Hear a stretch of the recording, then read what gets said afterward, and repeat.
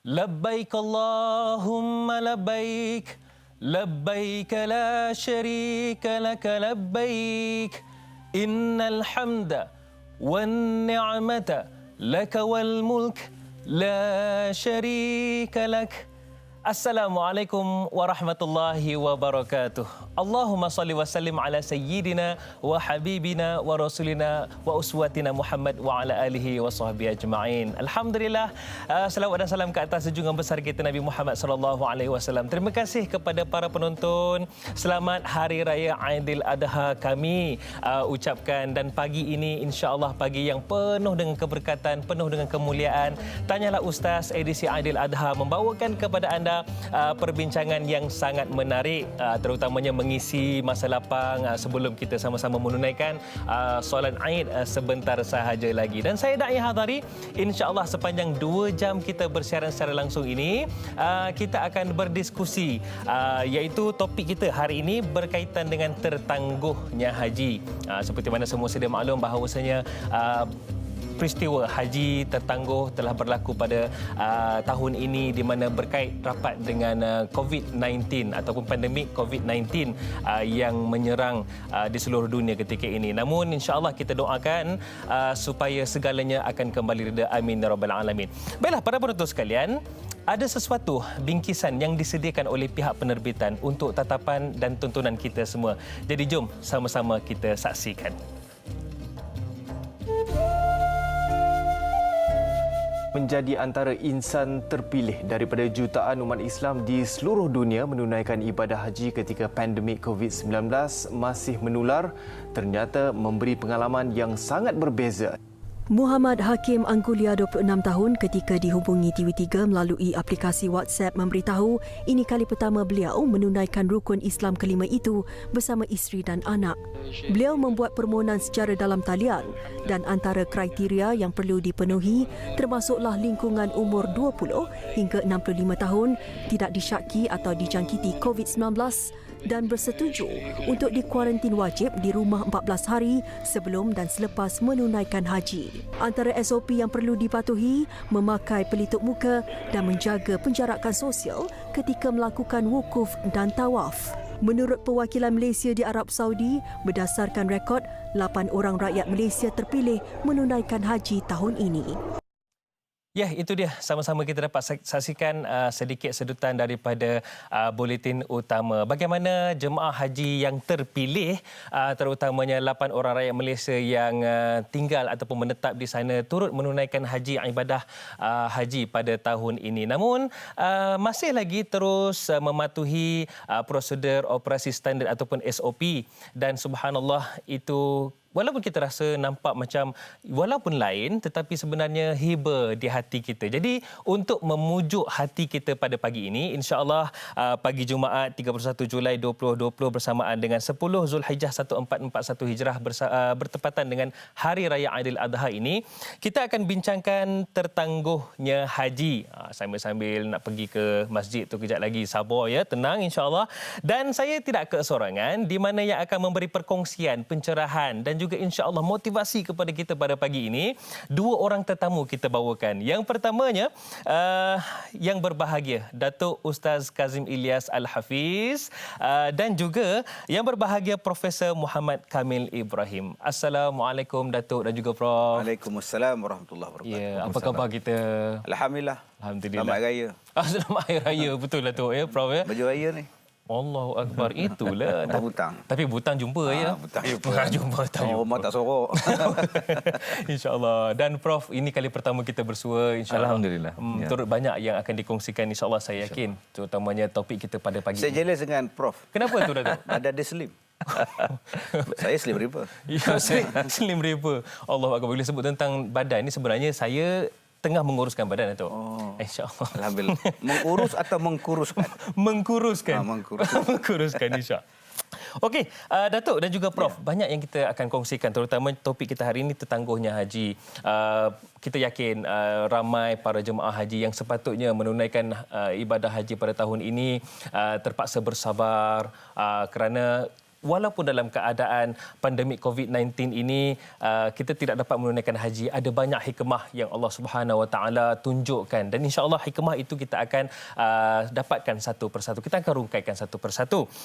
Cumanya kepada anda semua para penonton, kalau ada soalan nak diajukan, kami alu-alukan. Caranya macam mana? Terus hubungi kami di talian 0377261603, ataupun pagi-pagi dah pegang telefon bimbit tu, bolehlah kiranya untuk tinggalkan soalan anda di WhatsApp kami 011123364880, ataupun boleh terus sahaja tinggalkan komen anda, soalan anda di ruangan komen di Tanyalah Ustaz TV3, itu Facebook rasmi kami, insya-Allah. Baiklah, dengan lafaz bismillahirrahmanirrahim, mungkin saya boleh mulakan dengan Profesor dululah. Ya, oh, boleh Prof ya. Okey Prof, permulaan perbincangan kita, apakah haji yang tertangguh ini sebenarnya dapat menimbulkan kesan kepada kita? Silakan Prof. Allahu Akbar. Saya dah ready dah untuk Datuk mula dulu. Kita simpan dulu bagi Datuk ujung sikit. Okey, tapi beginilah. Ya, Prof. Kita bercerita tentang kita tak usah cerita tentang haji dulu. Kita berceritakan tentang sesuatu yang kita tak dapat. Okey, sesuatu benda yang kita tak dapat. Bukan haji semata-mata, tetapi dalam kehidupan kita banyak benda yang kita nak, kita tak dapat. Contoh nak naik pangkat. Ya. Tak dapat naik pangkat. Marah betul kita. Ini dalam konteks marah. Ya. Kita akan semburkan kata-kata, macam-macam kata-kata. Hmm. Bodek lah, kroni lah. Sebab kita percaya kita dapat patut pergi. Itu tanggapan-tanggapan yang wujud. Yang kita lah, yang kita punya betul. perasaan. Dan bila bab haji ni dia luar biasa sikitlah. Kita kena akui itu. Sebab rukun menunaikan fardu haji ini adalah salah satu rukun Islam. Dan dia pula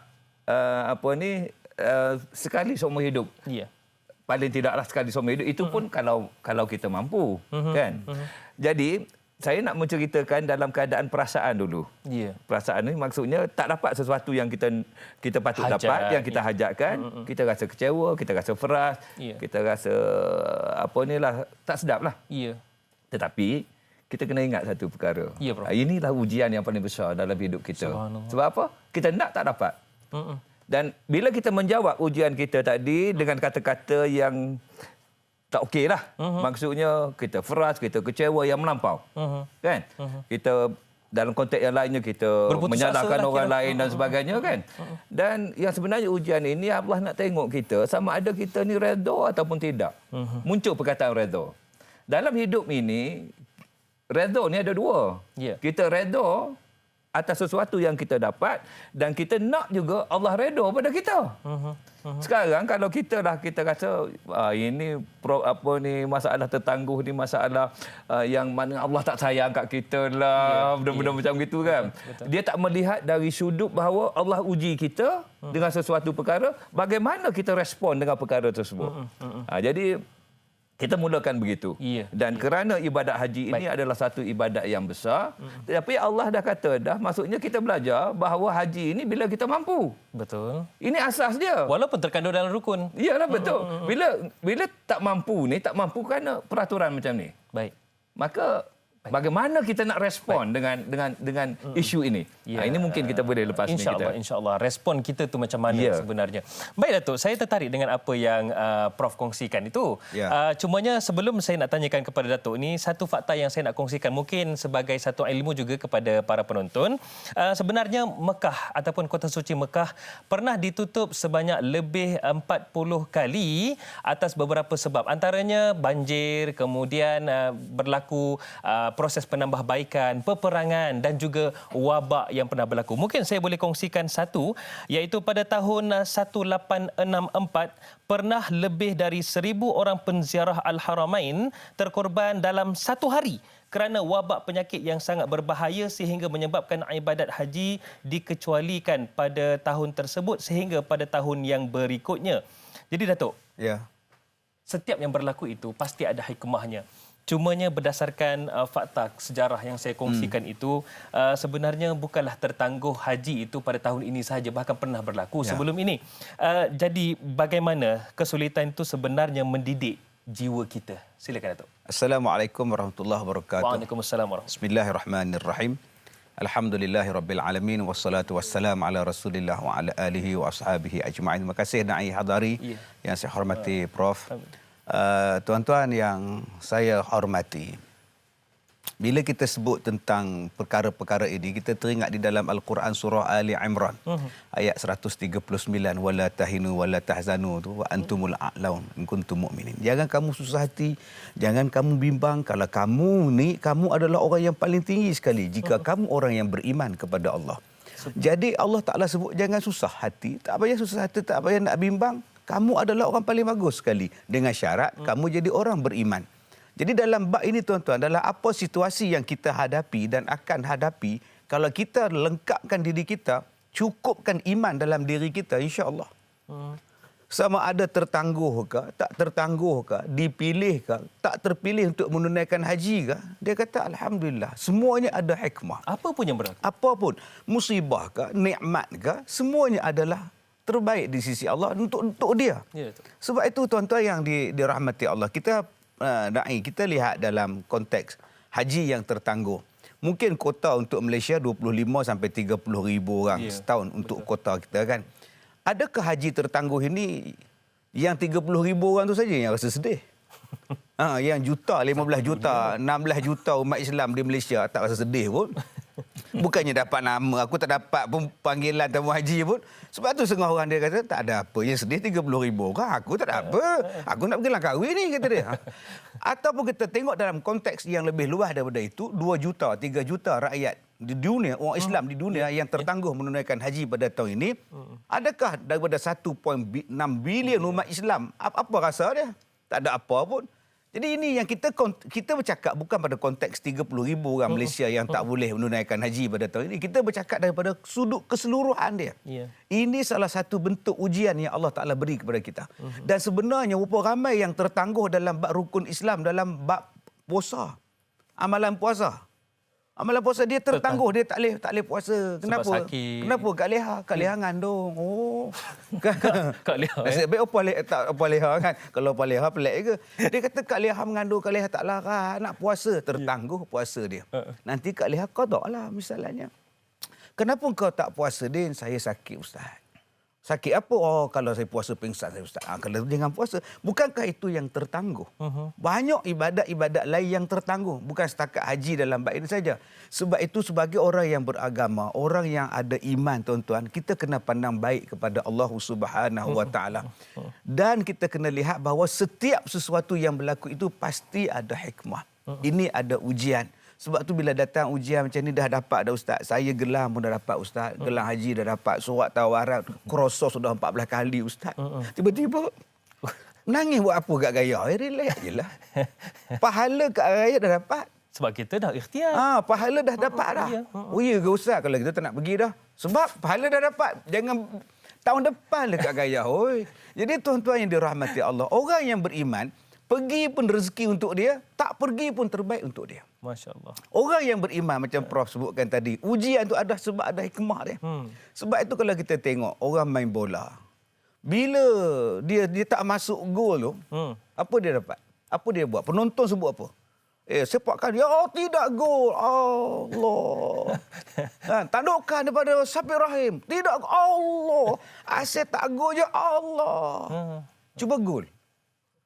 Tenang kepada K. Kunalan. Gol. Ada sebut Allah? Tak ada dah. Yes. Ada dah sebut Allah. Jarang, tuan-tuan. Sebab itu Allah Ta'ala dia bagi kita musibah ni, kadang-kadang dia suruh kita ingat balik pada dia. Allazina idza asabatuhum musibah qalu inna lillahi wa inna ilaihi raji'un. Balik-balik pada Allah. Di sini kita perkukuhkan lagi ilmu, kita perkukuhkan lagi, mantapkan lagi iman kita. Mungkin pada tahun depan kita dapat menunaikan haji dengan penuh keimanan, dengan penuh persiapan. Wallahualam. Maksudnya Allah Subhanahu Wa Taala menyediakan ujian ini adalah platform ataupun satu medan yang mana umatnya perlu ataupun hamba-Nya perlu kembali rujuk kepada Allah Subhanahu Wa Taala. Itu dia satu perkara yang kita kena belajar, kita kena ambil hikmah di sebaliknya. Cumanya mungkin cantik juga kita bawakan soalan daripada para penonton ya, Datuk dan juga Prof ya. Nur Hayati Ismail, Kak Iyat kita ni dari Tasik Puteri, Rawang, Selangor. Katanya, Assalamualaikum Ustaz, Prof dan Da'i serta semua kru. Waalaikumsalam. Beliau ada dua soalan. Yang pertama, bagaimana untuk pasrah. Ini cantik ni, kita boleh salah satu soalan untuk seorang panel ni. Bagaimana untuk pasrah dengan qada dan qadar yang tertulis buat mereka yang tertangguh hajinya setelah bertahun-tahun menyimpan cita-cita berkorban wang ringgit untuk ke tanah suci. Yang keduanya, bagi yang pertama kali, adakah sebaiknya kita tunaikan umrah dalam masa terdekat sebelum musim haji tahun depan bagi mengubat kesedihan andai mendapat kelulusan dari Kerajaan Arab Saudi? Mohon perkongsian ilmu dari ahli panel dan juga Ustaz. Baik, mungkin soalan yang pertama kita bagikan kepada Prof. Kemudian soalan yang kedua, bagi yang pertama kali, adakah sebaiknya kita tunaikan umrah dalam masa terdekat? Jadi itu soalan kepada Datuk lah. Silakan Prof. Okey, macam mana nak pasrah ya? Ya, betul. Macam mana nak terima qada dan qadar tu? Qada dan qadar. Baik, saya pergi pada spesifik teruslah ya. Kenapa kita nak menunaikan fardu haji? Kita tanya. Semasa saya tinggal di Madinah, boleh kata tiap-tiap malam tetamu datang rumah saya. Saya tanya, pasal apa you nak datang menunaikan fardu haji? Pasal apa you nak buat haji? Rukun Islam yang kelima. Okey? Sebab itu saya kata, kalau you nakkan rukun Islam yang kelima, you datang sini 2-3 berapa hari, selesai lah. Balik, dah habislah. You akan dapat rukun Islam yang kelima itu di Mekah dan menunaikan ibadat tersebut. Sebab itu, 30,000 orang menunaikan fardu haji tiap-tiap tahun. Berapa ramai dah? Ya. Pasal apa masjid tak pernah penuh lagi sampai sekarang? Allah. Mana tok-tok haji ni? Mana yang kaki umrah ni? Tak salah lah sebab dia nak rukun Islam. Ya. Dia dapat dah apa yang dia nak, dia menunaikan fardu haji. Sekarang yang tak dapat ni, tertangguh ini, dia belum dapat lagi yang tu yang dia nak tu. Baik, saya kata, pasal apa benda ni berlaku? Yang ini kita kena faham dulu. Baik. Dan barulah kita akan pasrah. Kenapa saya kata? Soalan yang kedua yang biasa saya tanya, apakah yang kita akan dapat daripada ibadat haji semata-mata ibadat haji? Dia cakap dengan saya. Dan kalau musim haji ni, saya biasanya boleh kata hari-hari sebulan sebelum orang pergi tu, dipanggil berceramah untuk haji je. Dari segi motivasi lah. Yang lain saya tak berapa pandai. Okey. Bila tak boleh jawab, saya kata, satu je yang you akan dapat daripada ibadat haji. You buatlah ibadat lain, you tak akan dapat. Apa dia? Haji yang mabrur. Haji yang mabrur tidak ada balasan melainkan syurga. Betul. Kan? Engkau pergilah buat umrah 100 kali ke 200 kali pun engkau tak akan dapat haji mabrur. Mabrur boleh dapat. Haji mabrur tu tak boleh dapat. Engkau hanya akan dapat haji mabrur bila engkau pergi menunaikan fardu haji. Sekarang kita tertangguh. Frah tak? Dalam keadaan biasa kita frah lah. Betul. Okey. Tetapi haji mabrur ini tidak ada balasan melainkan syurga. Maknanya akhirnya sekali orang yang dapat haji mabrur akan masuk syurga. Bolehkah kita masuk syurga tanpa pergi haji? Kalau kita faham macam gitu, konsepnya tu ya. Kita faham je macam gitu dan saya tanya lagi. Baik. Bila you tahu you dapat haji mabrur? Dan rata-rata orang menjawab bila balik daripada menunaikan fardu haji kita berubah daripada tak pergi ke masjid, sembahyang pergi ke masjid lelaki perempuan tak apa. Kan?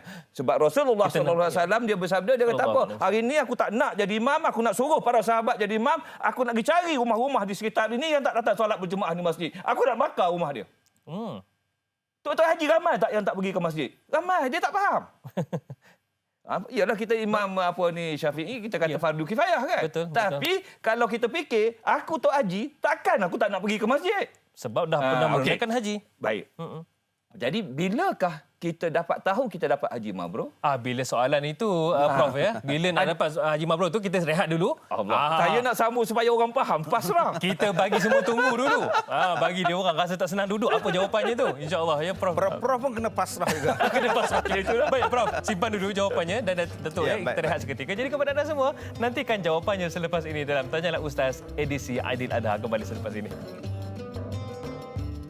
لبيك اللهم لبيك لبيك لا شريك لك لبيك إن الحمد والنعمة لك والملك لا شريك لك لبيك اللهم لبيك لبيك لا شريك لك لبيك إن الحمد والنعمة لك والملك لا شريك لك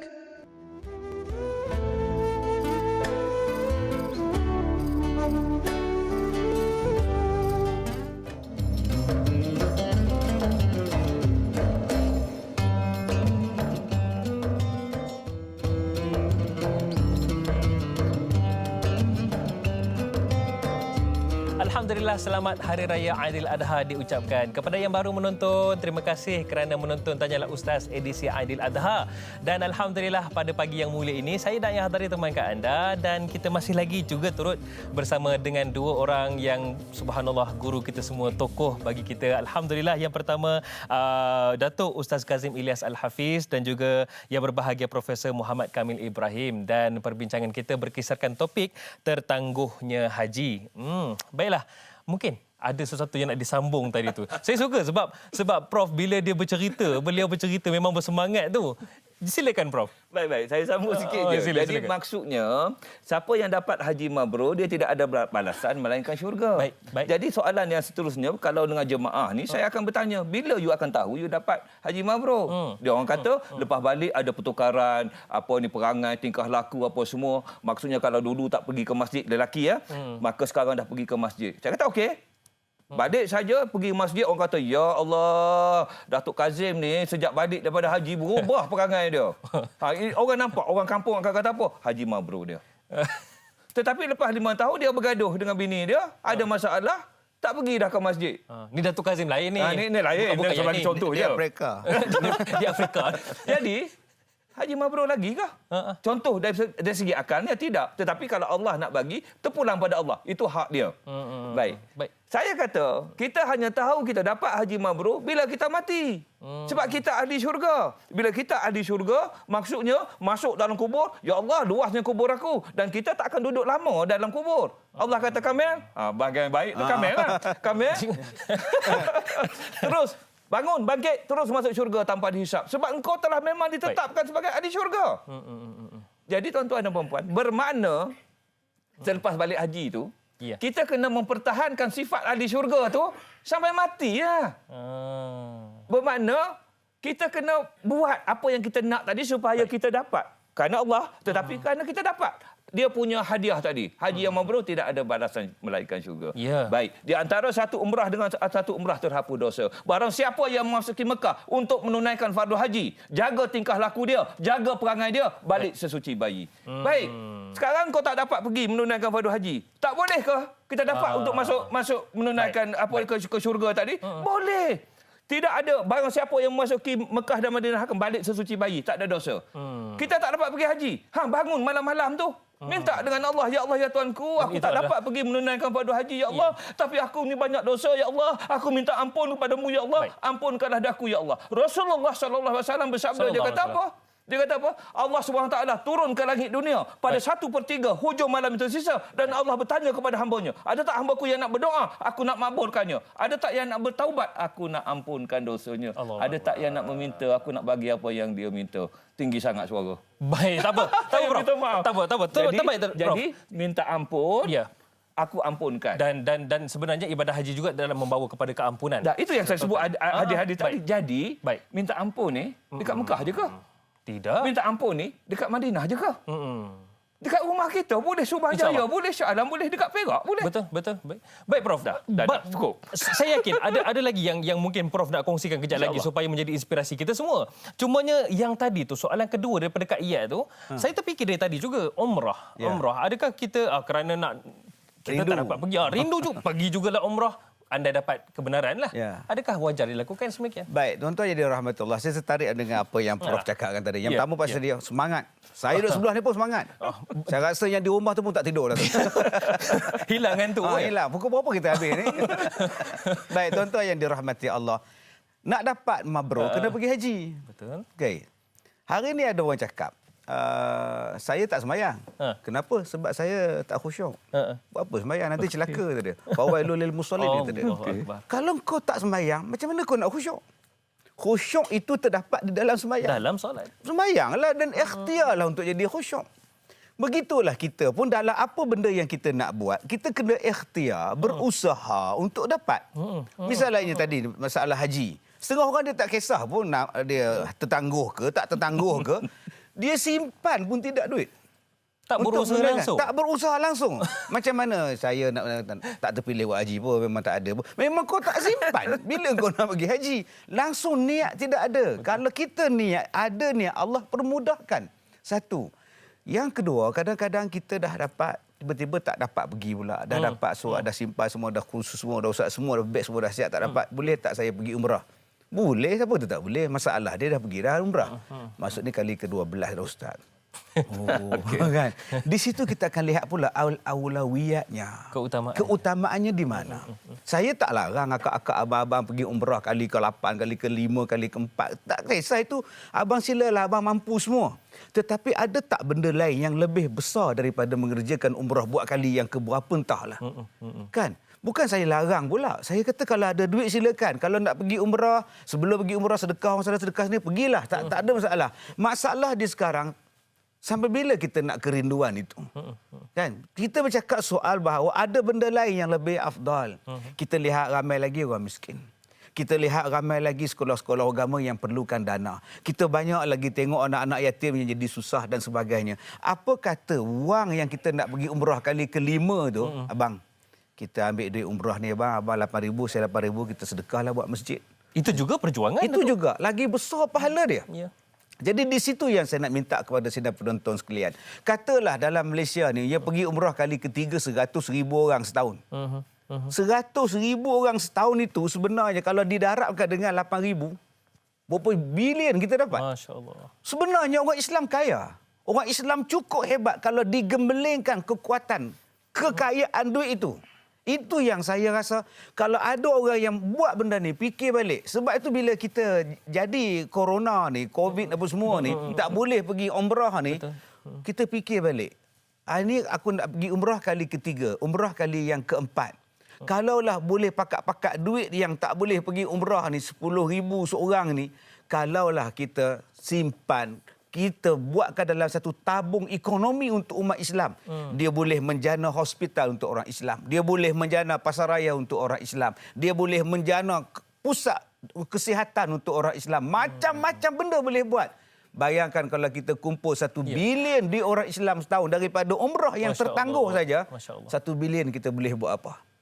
Di situ yang saya nak ajak. Mungkin dah sampai masanya NGO ke, yayasan ke, orang politik ke, orang besar ke, fikirkan benda ini untuk manfaat kita bersama. Cuma kita kadang-kadang kita kalah. Tapi Ustaz, makcik kalau tak pergi ke Mekah rindu Kaabah Ustaz. Oi. Pula. Rindu Kaabah. Makcik tak rindu kat masjid depan tu. Tengok kipas makcik pun dah sakaratul maut makcik. Biar makcik wakaf kipas tu. Ini kipas bila dia switch on saja, ngek mengucap dia di bawah tu. Baik dia beli kipas dia wakaf, lagi besar pahala dia. Wallahu a'lam. Allahu akbar. Bila sebut tentang mengucap orang di bawah tu, kalau saya tak pergi dah risau kat tengah tu ya. Kadang kipas helikopter kat atas tu kan. Satu masjid kena. Bunyinya pun lain macam Datuk ya. Baik, itu dia saya suka apa yang Prof dan juga Datuk kongsikan, bagaimana kita umat Islam sebenarnya perlu mengambil ibrah daripada apa yang berlaku. Janganlah kita terus berfikir negatif ya Prof dan juga Datuk ya. Sebenarnya ini juga satu medan untuk kita memperbaiki diri, muhasabah diri sebenarnya. Cumanya bila sebut tentang soalan ni, kita nak kembali kepada soalan daripada para penonton kita. Satu soalan di WhatsApp, cantik soalan ini. Katanya, Assalamualaikum semua. Waalaikumsalam. Salam Aidil Adha. Soalan untuk Prof Kamil. Soalan untuk Prof tu. Katanya, bagaimanakah hubungan umat Islam dapat diperkukuhkan dalam masa sekarang kerana tertangguhnya ibadah haji? Macam mana tu dikaitkan dengan hubungan umat Islam? Mudah aja dia punya jawapan tu. Kan? Dah tak boleh pergi haji, pergi masjid lah macam Datuk kata tadi. Itu hubungan yang paling akrab di masjid. Baik, masa mula-mula COVID-19 bila ditutup masjid apa semua kan. Ya Allah, ibu punya hebat. Tambah Ramadan hari tu, Prof. Allah. Ya, Datuk, Rindu masjid. Prof, Tapi kalau dah buka dah sekarang kita buka lah. Ya. Solat subuh, alhamdulillah. Penuh masjid. Penuh pasal apa? Jarak. Tapi jumlah bilangan dia sama je. Karya saya, minta maaf lah saya kata tu, 7 orang solat subuh. Allahu akbar. Puas dah kita bercakap. Tapi nampak satu saf. Tapi dia lebih 2 saf lah sekarang ni. 2 saf, pasal jarak jauh-jauh. Dah, yang pentingnya, kita mengimarahkan masjid. Di situ semua kekuatan semua. Kalau kau tak pergi ke masjid, lelaki, perempuan tak apa. Perempuan ni macam saya duk ulang kata kan, tempat yang paling afdal bagi wanita untuk solat adalah dalam bilik tidur. Tetapi kalau kau dia nak pergi ke masjid, jangan dihalang. Okey. Lelaki mazhab kita okeylah fardu kifayah dah. Ya, Tetapi saya baca 2-3 hadis tu, saya kata saya tak nak. Saya dah Tok Haji kata saya Memang kena pergi memang lah. kena pergi ke masjid. Di situ dah hubungan kita yang penting. Betul. Pada asas sekali kat situ. Baik, boleh saya cerita sikit lah. Silakan. Cerita pasal haji tertangguh ni. Ha. Anak saya duduk di Madinah, kerja di Madinah. Alhamdulillah. Saya COVID-19 mula-mula timbul ni, orang semua nak balik ke, saya kata Amirul jangan, duduk sana. Saya duduk ingat sekejap je. Tiba-tiba dapat peluang untuk pergi haji. Alhamdulillah. Peluang. Tapi dia tak dapat. Pasal apa? Ya. 8 orang je. Ya, betul. Maknanya kalau Allah nak bagi dia dah ada di Madinah dah. Patut dia dapat lah. Kita kira macam tu. Tapi tak. Allah tak bagi lagi. Dah bukan masa dia lagi. Ya. Jangan sedih lah. Itu yang kita nak beritahu. Baik. Kata balik. Sebab masa tu ada penerbangan-penerbangan yang apa semua. Dan yang lebih penting lagi, saya kata, macam mana kita nak dengan masyarakat, dengan apa semua tadi, itu yang kita balik semula tu, kita pergi ke Baik. Allahu Akbar. Jaga solat. Ya. Ada gantinya. Jadi seolah-olah kan kita tak ada dosa kan kalau pergi Ya, haji betul, kan. betul. Jangan buat dosa lah. Ya, insya-Allah. Bila kita tak buat dosa, dosa dengan manusia ni yang paling dahsyatnya. Itu lagi satu, ya. Popek duduk mengata. Baik. Terima kasih, Prof. Okey, Itu menunjukkan bahawasanya ada lagi beberapa medan ataupun tempat ataupun sesuatu yang kita boleh lakukan untuk merapatkan hubungan. Itu dia. Cumanya, Datuk, Ya. soalan yang cantik juga berkaitan dengan keamanan ni. Ya. Soalan di WhatsApp kita daripada Indonesia. Penonton kita dari Indonesia, Azizah Admaja. Katanya, Assalamualaikum semua panel dan hadari serta kru. Waalaikumsalam. Apakah mungkin membatalkan pelaksanaan haji dan umrah wajib kerana merebaknya penyakit COVID-19? Apakah hal itu termasuk juga dengan taun sebelum ini? Apakah Mekah dan Madinah dalam aman, kondisi keadaan aman dari wabak dengan penjagaan Allah, atau mungkin juga terjadi penularan penyakit di tempat-tempat seperti ini? Dan dikaitkan dengan firman Allah, dan barang siapa yang memasuki kota Mekah maka dia dalam kondisi aman ataupun keadaan aman. Adakah ia juga keamanan daripada wabak penyakit? Silakan. Ya, terima kasih. Alhamdulillah. Prof di Madinah berapa tahun, Prof? 3 tahun. 3 tahun, ya. Hebat. Alhamdulillah, tuan-tuan yang dirahmati Allah, kita teringat ayat wa man dakhalahu kana amina. Ya, siapa yang masuk ke dalam Mekah ini maka dia akan merasa aman. Ya. Dia akan merasa aman. Jadi ada orang kata, ustaz, kalau dah aman apa kena COVID ni ke? Kalau betul-betul aman Mekah tu, kenapa taun pun datang di Mekah? Subhanallah. Tuan-tuan yang dirahmati Allah, kita lihat tentang aman. Wa man dakhalahu kana amina. Baik, waktu saya buat haji 2005 tu naik hadari, ada lebih 300-400 jemaah haji yang terkorban ya kerana bersesak-sesak ketika nak melontar di sa'i. Peristiwa tu, ya. Jadi saya ada situ, tapi saya tak tengok pun tempat tu. Cepat kerajaan dia cepat selesaikan masalah tu. Jadi kita pun tak tahu. Kita tahu pun sebab balik ni baru tahu kan. Masa tu mana ada WhatsApp ke Facebook, mana ada masa itu. Jadi kita lihat, adakah langsung tak ada aksiden di Mekah? Ya. Adakah tidak ada langsung penyakit di Mekah? Ada. Ada. Tetapi kita lihat yang pertama, Aminah itu daripada sudut peratusan dia. Nak dibandingkan dengan kadar jenayah yang berlaku di Mekah itu, nak dibandingkan sejam yang berlaku di Mekah dengan sejam yang berlaku di tempat lain. Entah setahun yang berlaku di Tanah Suci itu mungkin sejam yang berlaku di Los Angeles, kita tak tahu. Jadi itu yang pertama, amannya itu. Tahap keamanannya sampai tahap begitu. Yang kedua, amannya ialah hati kita tenteram. Dia tengok orang duk bertawaf itu pun kita dah rasa tenteram. Tambah kita tengok pula, ya Allah, jaraknya penjarakan sosial. Untungnya orang yang pergi itu tak ada baru dilek je berjalan. Kalau aku dulu sesak, kita tengok bersesak tu pun kita rasa aman. So jalan sikit-sikit pun kita rasa aman. Yang ketiganya kita lihat aman daripada sudut apa? Aman daripada sudut kebebasan untuk melakukan ibadah. Ya, cuba tu kita pergi ke Mekah ni. Kerja kita ialah sembahyang. Hotel sembahyang, hotel masjid. Tak ada masalah apa. Nak dikatakan di Malaysia, ustaz tadi Prof cakap pergi masjid, macam-macam alasan dia bagi. Kerjalah, anak nak hantar sekolah lah, tuition lah. Kalau kita pergi ke Mekah, tak pernah dengar pula jemaah haji hantar anak tuition di Mekah kan. Maknanya ibadat itu engkau boleh buat sewenang-wenang buat ibadat, sesenang-senangnya. Tidak ada orang nak halang, tidak ada orang yang mengganggu engkau.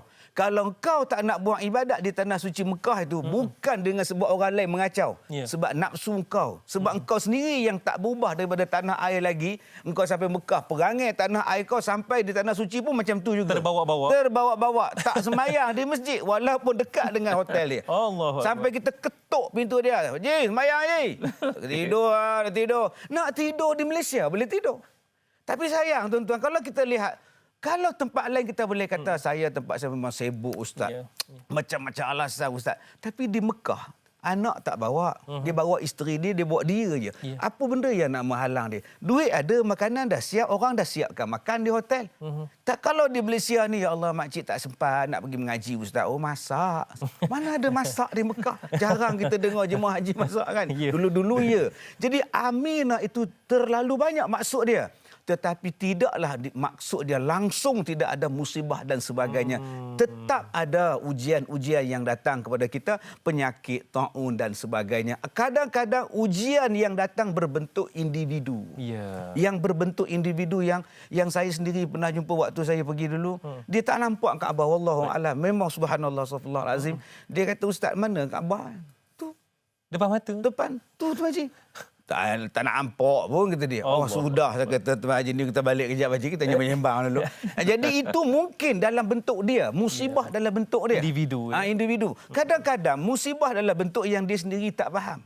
Dia sendiri tak faham, dia salah faham. Habis besok lepas makan tu, sarapan pagi, dia datang jumpa saya sama isteri. Ya Allah ustaz, kenapa kak?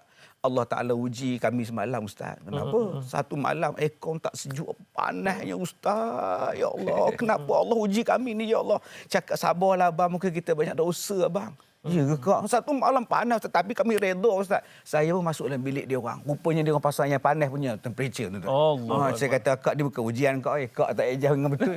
Jadi kadang-kadang kita tak faham apa makna aminah di situ. Kalau kita panjangkan lagi, subhanallah wa man dakhalahu kana aminah. Daripada banyak musibah, terlalu banyak keamanan daripada ujian yang Allah datangkan. Itu dia, subhanallah. Maksudnya konsep aman itu sebenarnya luas. Jadi insya-Allah mudah-mudahan kita dapat faham dan memahami artinya insya-Allah. Cumanya sekarang ni Datuk dan juga Prof, kita ada pemanggil di talian ketika ini. Kita nak bawakan kepada semua, tapi sebelum tu kita rehat seketika insya-Allah. Kepada anda semua jangan ke mana-mana. Nantikan selepas ini dalam Tanyalah Ustaz edisi Aidiladha. Kembali selepas ini.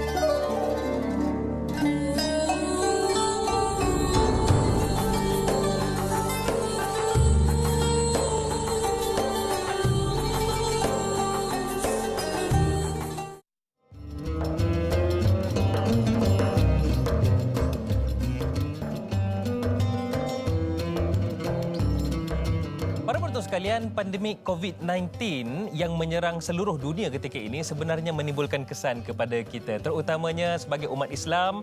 Ibadah haji untuk tahun ini terpaksa ditangguhkan. Jadi itulah diskusi kita ataupun perbincangan kita dalam Tanyalah Ustaz edisi Aidiladha pada pagi ini, iaitu tertangguhnya haji. Yang baru menonton, selamat Hari Raya Aidiladha diucapkan. Walaupun kita dalam keadaan dah ramai pulang ke kampung, dapat beraya di kampung, jangan lupa untuk terus patuh kepada prosedur operasi standard kita, terus jaga penjarakan sosial, sanitasi tangan, dan kalau boleh, memang bukan kalau boleh, memang kenalah pakai pelitup muka untuk ke masjid sekejap lagi insya-Allah. Dan hari ini masih lagi bersama dengan yang berbahagia, Datuk Ustaz Kazim Ilyas Al-Hafiz dan juga Profesor Muhammad Kamil Ibrahim.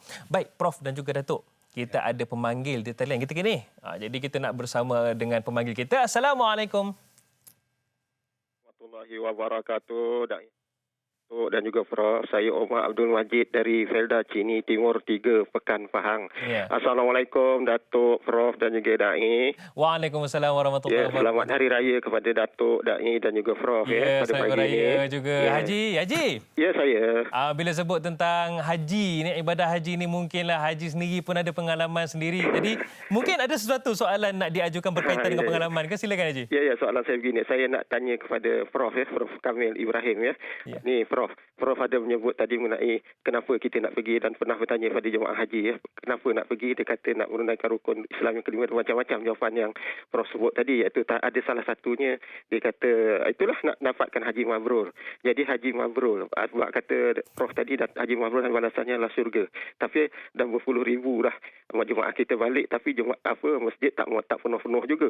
Jadi soalan saya Prof apa sekiranya tertangguhnya haji pada tahun ini? Bermacam-macam pendapat yang dikeluarkan. Ada yang mengatakan kita ni terlalu mengikut SOP dan tidak mengenepikan syariat Islam dan berbagai tuduhan dan tohmahan yang dikeluarkan. Jadi soalan saya, bagaimanakah cara untuk kita nak dikatakan positifkan pemikiran, jangan menyebut yang tak kena dan berbagai-bagailah tuduhan-tuduhan yang tak sepatutnya kita lemparkan. Bagaimana cara untuk kita mempositifkan pemikiran kita walaupun kita tak dapat pergi haji, tertangguhnya haji pada tahun ini? Itu soalan saya Prof dan Datuk Da'i. Terima kasih banyak Prof Datuk Da'i. Assalamualaikum. Waalaikumsalam warahmatullahi wabarakatuh. Itu satu soalan yang cantik juga daripada Haji Omar ni mewakili para penonton. Ketika mula-mula Perintah Kawalan Pergerakan dilaksana, ada juga bunyi-bunyi suara-suara yang sumbang menolak untuk masjid itu ditutup. Dah wujud dah waktu tu. Kemudian bila peristiwa haji tertangguh ni pula Prof, ada juga yang kata kenapa sampai tak pergi haji ni? Ini kan rukun. Macam mana kita nak positifkan? Silakan Prof. Dia satu perkara yang saya fikirlah, manusia ni dia ada pelbagai watak dan recam dia lah. Ramai orang yang kita bincang dah tadi bahawa yang marah masjid tak buka, marah kepada haji ni Tak dilaksanakan. belum tentu lagi dia yang akan pergi ke masjid jaga 5 waktu tadi di masjid. Belum tentu. Sebab dia punya keadaan, kondisi dia sekarang ini boleh kata sama je. Ada COVID-19, tak ada COVID-19, bila dah dibenarkan tak ada. Tetapi bagi orang yang berilmu, bagi orang yang berfikir, bila dah dia punya kepakaran kesihatan, pihak kesihatan negara buat keputusan, saya rasa kita berlapang dada lah, alhamdulillah lah. Maksudnya bukan kita tak nak pergi. Ya. Bukan kita tak nak pergi semayang ke masjid, tetapi memang dah dilarang. Ya. Tapi apa tindak balas kita? Nak menjejukkan hati kita. Ya. Cuba jadi imam dekat rumah tu. Pada anak-anak kita. Sungguh, 3 bulan yang masa tak boleh pergi tu. Alhamdulillah, saya memang sebab saya pergi ke masjid. Jadi bila tak boleh pergi ke masjid, saya gunakan peluang tersebut dengan bersama anak-anak, keluarga, dengan isteri, dengan keluarga. Boleh bagi tazkirah, duk sibuk tazkirah dekat orang kat luar. Ini Kedai peluang kopi. saya. Dan saya merenung diri saya. Ya Allah, subhanallah, Allah bagi peluang untuk saya untuk berlapang dada dan melihat masa yang ada itu boleh hidup. Iya. Tak payah keluar rumah. Ya. Memang saya tak keluar rumah. Keluar pun sikit-sikit gitu je. Baik. Tetapi bila kita fikir bahawa apa yang kita lakukan ini semata-mata kerana Allah, kita buat semata-mata kerana Allah, itu aman datang tadi. Baik. Keamanan itu. Dalam jiwa kita. Tak pernah dalam hidup saya dapat jadi imam solat hari raya. Baca khutbah. Tak ada, Datuk. Kena belajar pula. Sebab saya orang biasa. Saya bukan orang belajar daripada kecil agama. Tetapi bila kata kena solat hari raya di rumah, masa Aidilfitri tu, saya tadi kontak ustaz saya di Johor tu. Masa saya jadi pengarah di Johor tu, UiTM kan. Ustaz-ustaz ni baik-baik dengan saya. Ustaz, tolong saya Ustaz. Ajar saya macam mana baca khutbah. Bila belajar, mudah aja rupanya. Prof pakai tongkat khutbah pakai apa? Pakai apa tu, Prof? Tongkat lah, tongkat biasa. Okey, Prof. Saya nak lontarkan soalan yang berkaitan dengan apa yang Prof menyatakan tu kepada Datuk. Sedikit, Datuk. Ya. Apa yang Prof kongsikan itu juga sebenarnya menunjukkan bahawasanya pemimpin nak melaksanakan satu-satu keputusan, nak membuat keputusan sebenarnya telah bermusyawarah dengan para ulama. Jadi umarak dan juga ulama itu dah duduk semeja. Bagaimana kita perlu sedar, Datuk? Yang pertama sekali, kita bukannya berdosa dengan sebab tertangguhnya menunaikan haji ni tak berdosa. Jadi bila tak berdosa pun susah hati. Ini buat dosa tak susah hati. Yang ni yang kita susah hati. Buat dosa tak susah hati. Kita tengok pun kita susah hati tau. Dia pula tak susah hati dia buat dosa. Tapi masalah dia, kita tak boleh buat. Itu bukan sengaja kita tak pergi. Betul. Kita ada sebab dia menjaga maslahah di dalam kehidupan kita sehari-harian. Berapa banyak maslahah yang kita kena jaga. Termasuklah maqasid maslahahnya ialah menjaga nyawa.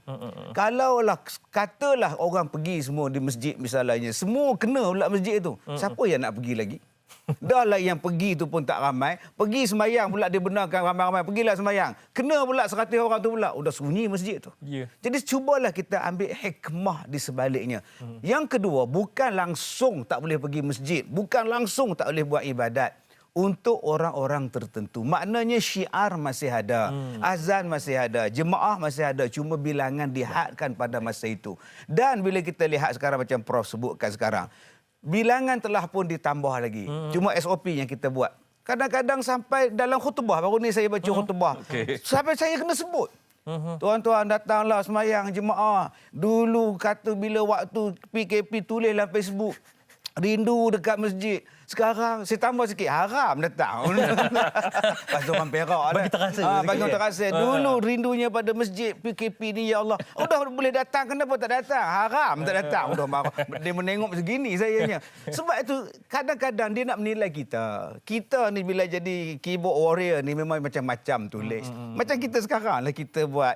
Tanyalah Ustaz 6:30 pagi. Yeah. Sibuk tanya, tak semayang subuh ke? Ada surau kat sini, makcik. Ada surau. Jangan takut. Tak semayang raya ke? Ni ke atas semayang raya, makcik. Kalaulah kita memahami dengan satu belapang dada. Allah Ta'ala ni akan melapang. Itu yang kata Aminah tadi. Aminah di Madinah tu tuan-tuan, berlapang dada sungguh.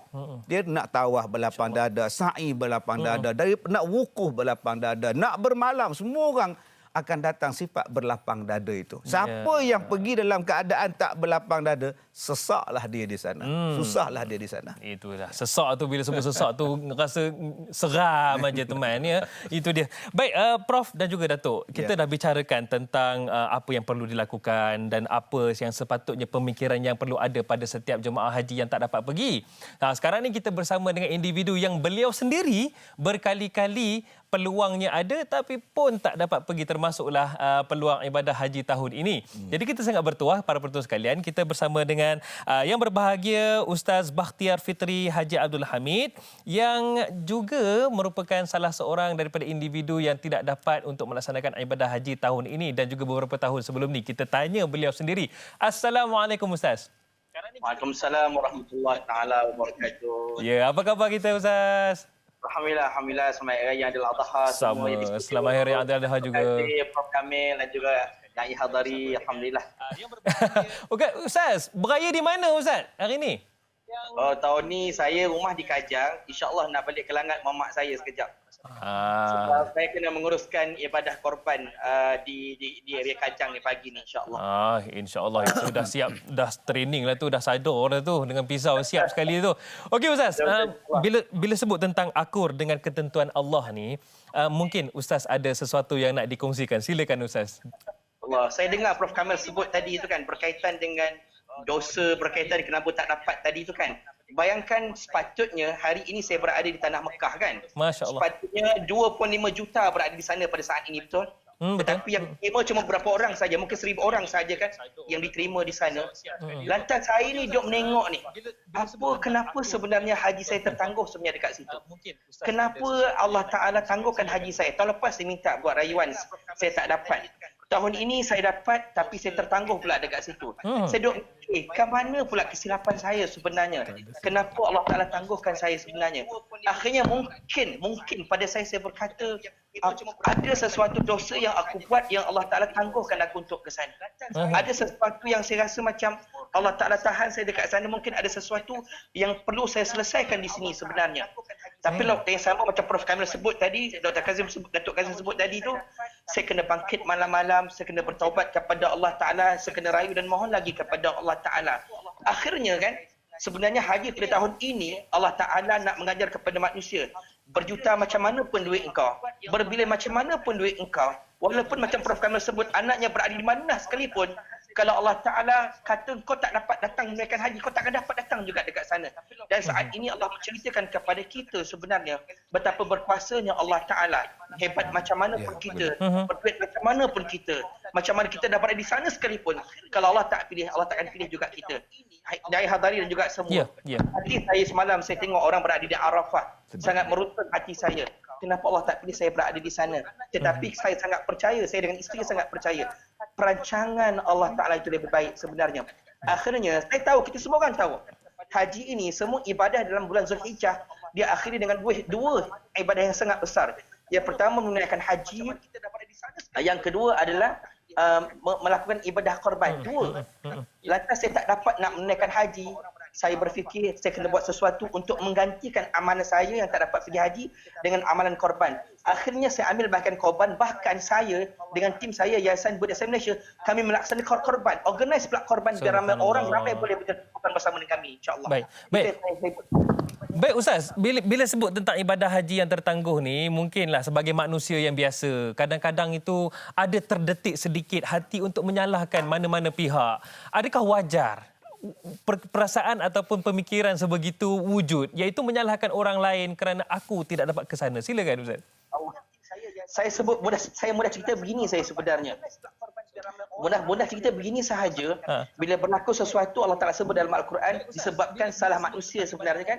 Disebabkan ada something yang kita buat yang sebenarnya Allah Ta'ala hukum kita dekat situ. Cerminan diri sendiri ya? Betul. Mungkin dalam 2.5 juta yang sepatutnya dapat menaikkan haji, ada beberapa ratus ribu, mungkin ada beberapa puluh ribu dan juga ratus ribu itu tadi yang masih lagi belum selesai minta ampun kepada Allah Ta'ala. Mungkin masih banyak lagi dosanya kepada Allah yang Allah Ta'ala tangguhkan. Mungkin termasuk juga saya dekat situ. Itu sebab untuk nak menyalahkan orang lain sangat-sangat tidak adil sebenarnya. Sedangkan kita tak sempurna pun untuk nak melakukan ibadah haji. Mungkin ada orang yang belum lagi bersedia untuk menaikkan haji. Macam Kazim sebut tadi tu. Dia dipanggil tapi tak bersedia lagi untuk menaikkan haji. Masih lagi tak nak kesuruh ke masjid. Masih lagi belum menyimpankan duit yang cukup untuk menaikkan haji. Nama dah dapat dekat sana. Baik. Itu sebab pada saya sebenarnya saya lebih memilih untuk kita ni muhasabah di mana kesilapan kita. Mungkin kalau tahun depan kita dipanggil, kita bersedia dengan lebih baik lagi. Antaranya macam Prof Kamil sebut apa tadi, sentiasa rajin untuk menaikkan ibadah solat di surau juga di masjid. Terus berusaha begitu. Mungkin insya-Allah tahun depan dapat pergi haji. Saya doakan, saya minta kepada semua orang dapat doakan saya dan isteri insya-Allah tahun depan kami dapat panggil untuk menaikkan haji insya-Allah mudah-mudahan. Insya-Allah. Amin ya rabbal alamin. Terima kasih yang berbahagia Ustaz Bakhtiar Fitri Haji Abdul Hamid kerana sudi berkongsi bukan sekadar pengalaman tetapi ada juga diselitkan pesanan di sana. Terima kasih yang berbahagia Ustaz. Insya-Allah kita akan bersama lagi di masa depan ni Ustaz ya. InsyaAllah, terima kasih InsyaAllah. Dan sama-sama kita doakan juga nanti masa depan kita akan sama-sama menjejakkan kaki ke Tanah Suci Mekah untuk menunaikan haji insya-Allah. Amin. Amin. Baik Ustaz. Assalamualaikum. Assalamualaikum warahmatullahi taala wabarakatuh. Alhamdulillah. Itu dia Prof dan juga Datuk bagaimana walaupun seorang ilmuwan tetapi sebenarnya kesan itu ada juga pada hati. Kerana kita adalah manusia biasa. Cumanya bagaimana mungkin Datuk dulu untuk bagaimana sedikit ulasan berdasarkan pengalaman Ustaz itu sendiri? Ya, kita tak ada anak. Kita tengok orang lain dapat anak, apa rasa kita? Kan? Terkesan? Kita dah kahwin, dah 20 tahun. Allah tak bagi anak. Ada orang tak kahwin dapat anak. Kan? Tak kahwin, saya tak tahu beranak dia kan. Ayat tu lain macam pula. Begitulah hidup kita. Kehidupan kita begitulah. Memang siapa pun akan rasa sedih. Allah. Ya, kita nak anak Ustaz, tapi tu tak dapat anak Ustaz. Dah mengandung Ustaz. Habis tu apa masalah lagi? Dia jatuh tangga gugur Ustaz. Itulah dia ketentuan Allah, liyabluwakum ayyukum ahsanu amala. Allah Taala nak test kamu. Apakah yang terbaik? Siapakah yang terbaik amalannya di kalangan kita? Jadi sekarang kita tak boleh buat haji. Kita tertangguh di dalam melakukan ibadah dan sebagainya. Allah nak tengok apa yang kau buat yang terbaik kalau kau tak dapat pergi. Bukan nak menyalahkan orang itu, menyalahkan orang ini. Ni dosa dia ni, aku tak dapat. Engkau tak ada dosa ke? Yang kedua, kita kena lihat bahawa yang pergi sedapat 1,000 orang ni pun, adakah mereka tetap dosa? Adakah mereka tak berdosa? Mereka juga ada dosa. Betul. Jadi jangan kita cakap bahawa dia tak ada dosa tu yang dapat dipergi itu.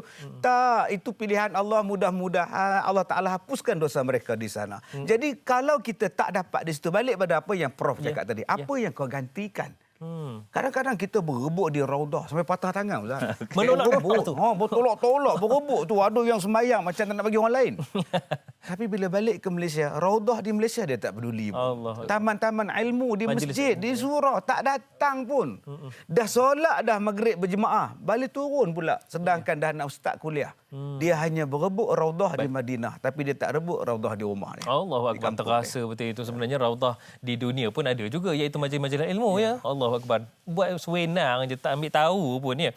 Baik Prof, kejap lagi saya nak tanyakan tentang apa yang kita nampak ataupun tular di media sosial bagaimana jemaah haji menunaikan haji ketika ini yang 1,000 orang tersebut tetamu Allah tersebut dalam keadaan yang sangat teratur. Tetapi insya-Allah ada hikmahnya dan insya-Allah kita akan huraikan sebentar lagi. Jadi kepada anda semua kita rehat seketika sambil bersiap tu terus setia bersama kami dan Tanyalah Ustaz edisi Aidil Adha kembali selepas ini.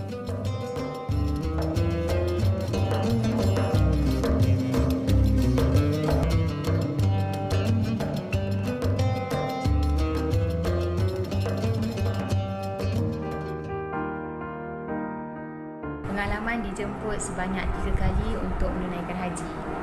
Sekadar berkongsi, kali pertama pada tahun 2007, saya dan ibu bapa saya telah merancang untuk menunaikan haji bersama-sama secara swasta. Kebetulan pada waktu yang sama saya mendapat tawaran sebagai seorang guru, yang mana saya perlu berada di maktab, kehadirannya wajib 100%. Kali kedua pada tahun 2011, saya mendapat surat panggilan haji dari tabung haji. Tapi rezeki saya bukan pada haji, rezeki saya pada yang lain. Kali ketiga, alhamdulillah, tahun ini saya dapat sekali lagi surat panggilan haji dari tabung haji. Tapi dugaan Allah, saya dapat waktu PKP, iaitu pada bulan Mac hari itu. Setelah sebulan surat itu sampai, baru saya dapat tahu, itu pun setelah suami saya berjaya pulang ke rumah. Bila nak balas surat itu sudah tamat tempoh. Sebetulnya giliran saya untuk menunaikan haji adalah pada tahun hadapan, iaitu pada tahun 2021. Tapi saya dan suami berniat untuk membuat ibadah haji pada tahun ini. Mungkin Allah nak bagi saya peluang untuk saya lebih bersedia selepas ini. Doakan supaya saya dan suami dapat menjadi tetamunya pada tahun hadapan, insya-Allah.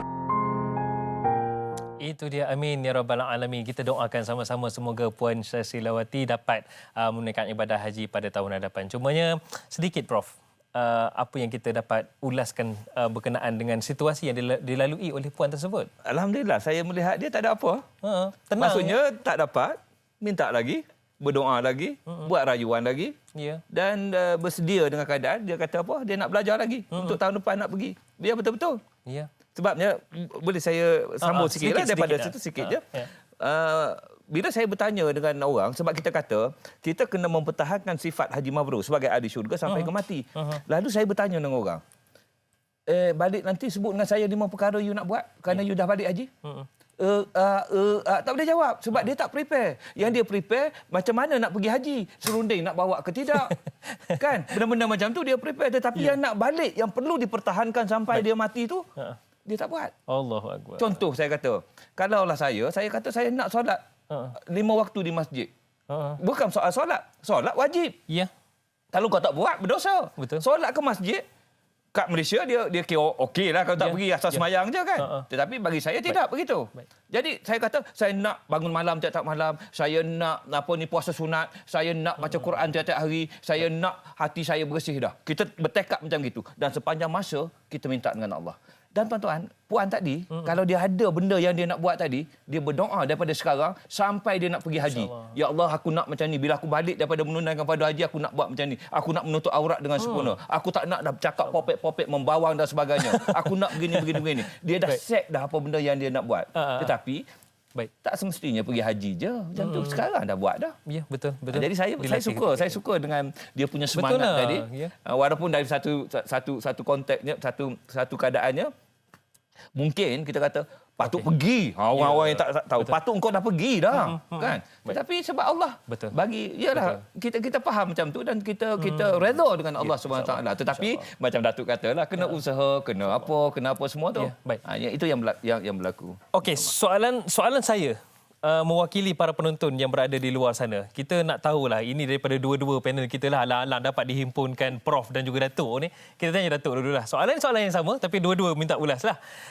Kita semua sedia maklum, baru-baru ni tular dalam media sosial, baik Facebook, Instagram dan sebagainya. Bagaimana jemaah haji 1,000 orang yang sedang menunaikan ibadah haji ketika ini, tawafnya mengikut SOP, Datuk. Prof. Bagaimana tawafnya teratur, tersusun, kemudian dalam keadaan bagaimana terkawal. Tak macam sebelum ni, ketika kita pergi umrah, nak pergi cium Hajarul Aswad je. Tapi sebelum cium, berlebam dulu. Ya, Datuk, Prof. Ya?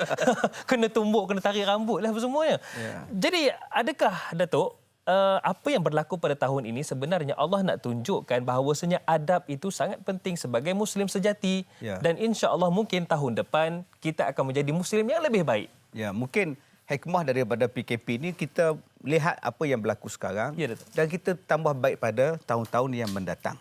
Satu sudut. Itu pandangan daripada sudut positif. Yang kedua, kita balik kepada realiti. Bukan senang nak mengumpulkan dan nak mengawal berjuta manusia dalam satu-satu masa. Ya. Sebab itu, kalau kita fikirkan Allah Ta'ala letakkan Mekah di situ. Dan yang jaga pula puak-puak jenis Arab macam itu. Kan? Jadi kalaulah orang Melayu jadi jaga, saya tak tahu macam mana. Nah, itu hikmah dia itu. Yeah. Dengan budaya Arab keras, kasar dia. Itu pun macam-macam hal berlaku. Dilemparnya. Kalau tengok macam-macam benda bida'ah ke apa, kalaulah tak ada tentang tak tahu. Saya lampu Kaabah tu orang pakai buat balik semua, lari semua. Sebab itu kita lihat bahawa kadang-kadang ada benda lain yang terpaksa. Terpaksa bersesak juga pasal keadaan masyarakat, keadaan pada masa itu yang ramai. Yang ketiga, itulah trail dia. Itulah yang dikatakan susah nak pergi haji ni. Betul-betul pilihan Allah, yang sanggup, yang kuat, yang susah. Nak cium Hajarul Aswad tu, kenapa terlalu mahal? Sebab terlalu susah nak cium. Kalaulah senang cium Hajarul Aswad tu, tak ada siapa peduli. Tapi nak dapat tu Ustaz, saya 4 kali pergi Ustaz, 4 ke belakang balik Ustaz. Jadi di situlah hikmahnya. Cuma balik pada dia. Dalam ramai-ramai orang yang nak pergi cium, engkau adalah pilihan Allah. Jadilah orang baik. Tadi kadang-kadang kita tak nampak sudut situ. Yeah. Sebab tu saya tengok Ustaz Bakhtiar tadi, kenapa dia rasa sedih? Dan semua orang akan rasa sedih. Sebab kerana susahnya nak pergi. Dah dapat dah, tiba-tiba tak boleh pergi. Sedih tak? Sedih. Tetapi bagi orang yang beriman, Allah kata dah tadi, dia takkan sedih. Sebab apa? Banyak benda-benda lain yang boleh menggantikan ibadat yang dia tak dapat pergi. Allahuakbar. Ustaz Bakhtiar tadi kan dia cuba nak menggantikan. Itu satu contoh yang baik lah. Baik, jadi kalau dari sudut saya lah sebagai orang biasa, ini saya dah tazkirahkan di surau saya. Bila saya tengok malam tu, bagaimana dia orang tawaf dalam keadaan begitu, saya kata, ya Allah, benda ni boleh buat. Tetapi bila ramai, macam-macam dia punya perangai orang ni, daripada kalau negara kasar. Kita ni lemah lembut. Tetapi bagi kita, aku tak nak. Aku tak nak. Macam contohnya, ada kawan-kawan saya kata, dia puak-puak ni tak boleh ni. Ganas. Ditolaknya kita. Aku geram, aku siku balik. Yang itu yang kita tak nak. Kita balas balik. Keluar bunga silat ni. jadi banyak perkara positif yang boleh kita fikirkan. Macam saya kata tadi lah, kita bertanya pada diri kita, apa yang aku nak buat lepas menunaikan fardu haji? Dan benda itu buat bukan kerana kita pergi haji. Kita bermula daripada sekarang. Dan kita tengok, Masya Allah, Subhanallah, saya rasa dia orang ni bertuah betul lah. 1,000 orang dan boleh bercerita dengan, kalau saya tulis buku lah pengalaman ni, kan? Dan supaya menjadi satu kenangan yang besar. Saya pergi bekerja di Madinah pun, itu kerja di Madinah ni dah seronok sangat kan. Tapi saya cerita sikit, bila sampai saja di sana, memanglah universiti tunggu. Dia kata ada driver, ada pemandu. Disediakan. Tunggu setengah jam tak datang, sejam tak datang, sejam setengah tak datang. Dalam hati kata apa? Celaka Arab ni. Marahlah juga tiba. Tapi maksudnya, ya Allah, subhanallah, aku dah dapat datang sini pun. Tak dapat, dia orang tak datang ambil tu. Ya Allah Akbar. Saya pun cari teksi. Kena cari MPV lah sebab saya 4 orang dan juga 16 beg apa banyak kena cari MPV. Tak boleh kereta biasa, tak boleh. Negotiate price. 200 150. Baik. Dah settle semua masuk kereta. Dia tak berjalan. Saya bertanya, kenapa? Muskil. Dengan Arab kata muskil berat. Wah, fulus. Dia Minta duit dulu? Bukan minta duit dulu. Dia pun tunjuk. Silap tadi. 150, 250. Masya Allah. Berlaku di mana? Di Madinah. Siapa pemandu tu? Arab. Maksud saya nak ceritanya, Baik. bukan kerana bangsa baik. Kita ni, orang Melayu boleh jadi baik. Sebab apa? Dalam Islam, mereka yang baik itu adalah mereka yang lebih takwanya.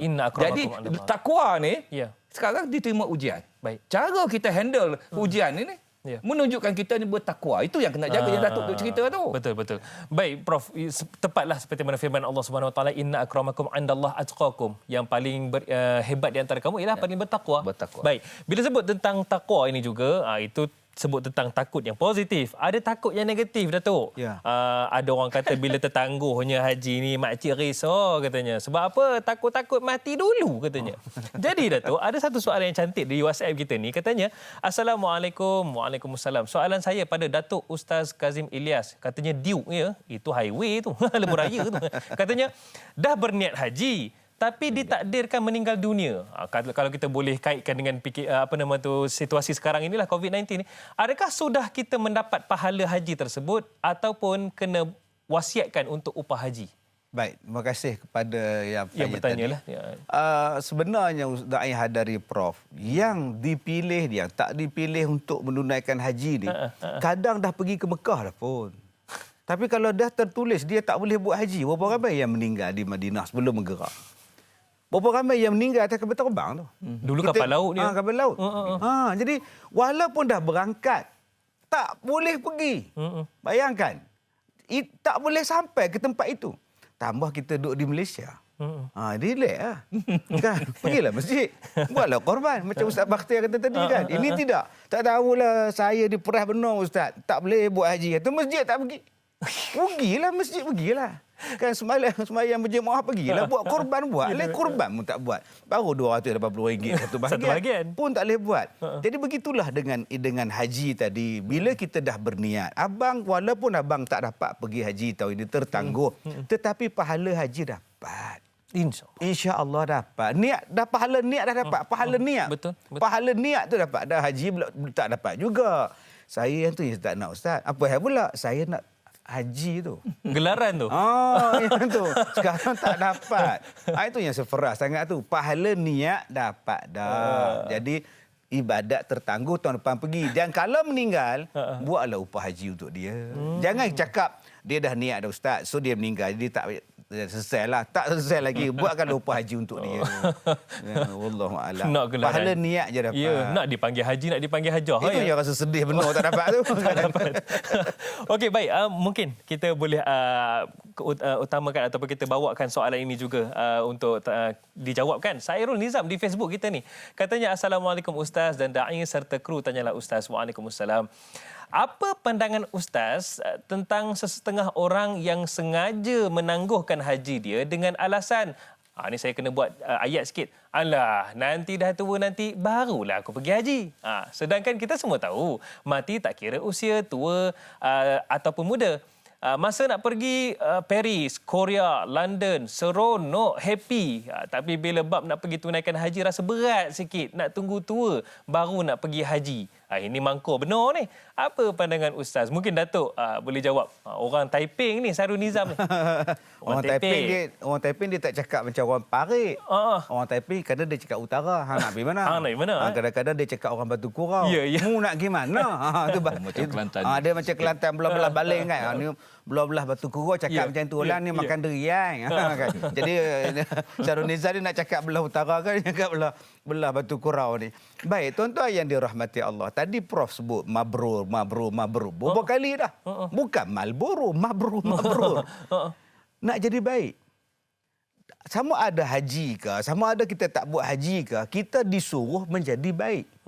Malukah untuk menjadi baik? Kalau saya muda, saya nak pergi haji, dapat muda dah pergi haji dah. Malukah kalau saya pergi haji? Dia tak boleh lah, dia dah haji dah, dia mana boleh campur kita kedai mamak lah. Dia. Kadang-kadang orang tak nak pergi waktu muda, kes macam tu lah. Ya, betul. Apa ni? Seolah-olah di pulau ke pula? Seolah dia ada haji dah. Itu yang kadang-kadang dia tak mau pergi haji sebab dia kata dia nak enjoy. Enjoy lah engkau, tapi enjoy sebagai seorang yang baik. Apa masalah? Enjoy sebagai seorang yang mabrur, apa masalahnya? Kita disuruh menjadi orang baik. Jadi kenapa yang takut nak jadi baik? Kenapa takut dan malu untuk jadi baik? Pergilah waktu muda, pergilah waktu sihat. Kerana haji memerlukan tenaga yang banyak. Betul. Kekuatan yang kuat kena ada.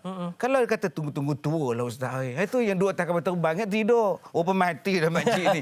Jadi ini yang kita tak nak. Jadi saya kadang-kadang saya tengok orang Indon. Misalnya, tang situ hebat pula jemaah Indon.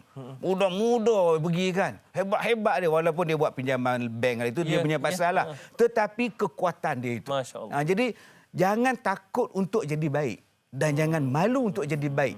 InsyaAllah, pergilah ke London, pergilah ke Paris pun. Jadilah baik. Tak ada masalah lah main kangaroo pun. Pergilah, mainlah. Jadi orang baik. Jadi orang baik di sini maknanya yang mengikut perintah Allah Subhanahu Wa Taala. Itu dia insya-Allah. Maksudnya kita jangan bertangguh ya Datuk. Soal bertangguh ni, kita tengok dalam konteks yang lebih besar. Silakan Pak. Ramai orang, saya kerja universiti dulu kan. Ramai kawan-kawan saya dia kata nantilah aku pergi masjid lepas aku bersara.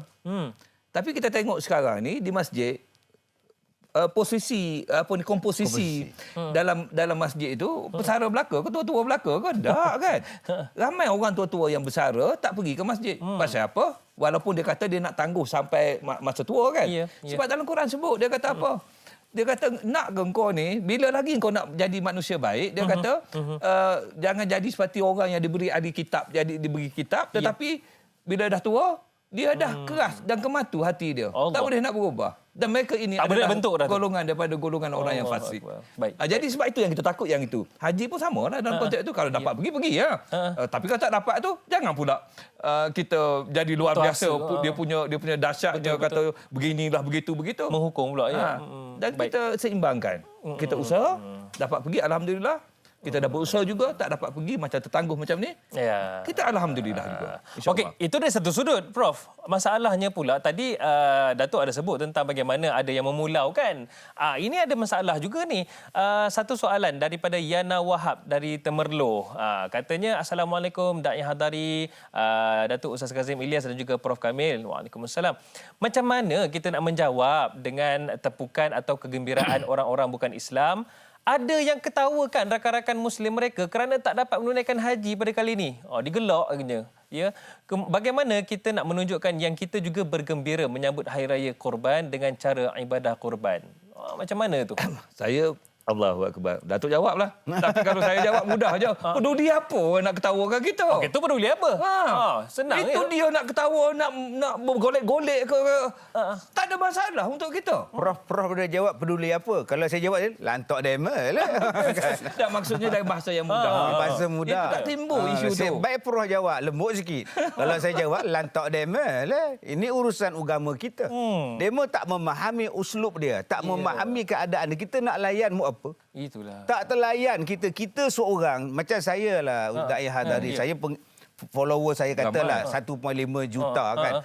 Duk komen. Kalau saya nak layan semua komen-komen netizen, saya seorang menjawab, maka ubat penenang saya. Letih. Jadi kita sekarang kita ada panduan kita ada ikutan kita, ikut jalan yang telah diajar oleh oleh Nabi Muhammad kita dan para sahabat, para ulama. Kita akan tenang je. Jangan peduli dengan orang. Biarkan lantaklah dia orang kata lantaklah demo. Kalau kita terang pada demo, tak ada faham demo tu. Tak ada fahamnya ya. Mangkor lah kita nak melayan je ya. Orang tak faham tu dah. Prof, orang Perak ke? Orang Perak juga terus intahan. Tapi tak apa Prof dan juga Datuk, insya-Allah kejap lagi kita akan sambung lagi ya. Dan kepada anda semua, kita tutup dulu di TV3 dan insya-Allah ada 30 minit sambungannya di TV9. Jangan lupa nak ke masjid tu bawa sejadah sendiri. Pelitup muka jangan lupa, sanitasi tangan pun jangan lupa, jaga penjarakan sosial. Insya-Allah kita sambung selepas ini di TV9. Kita tutup di TV3. Jumpa lagi selepas ini. Tanyalah Ustaz edisi Aidil Adha.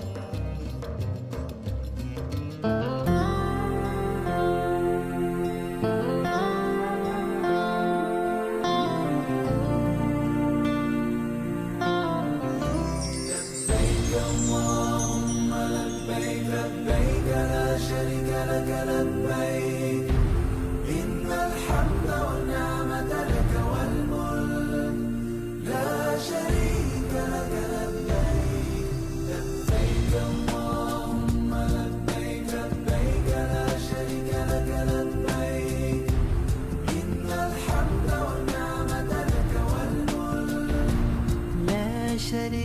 لك لبيك لبيك لبيك.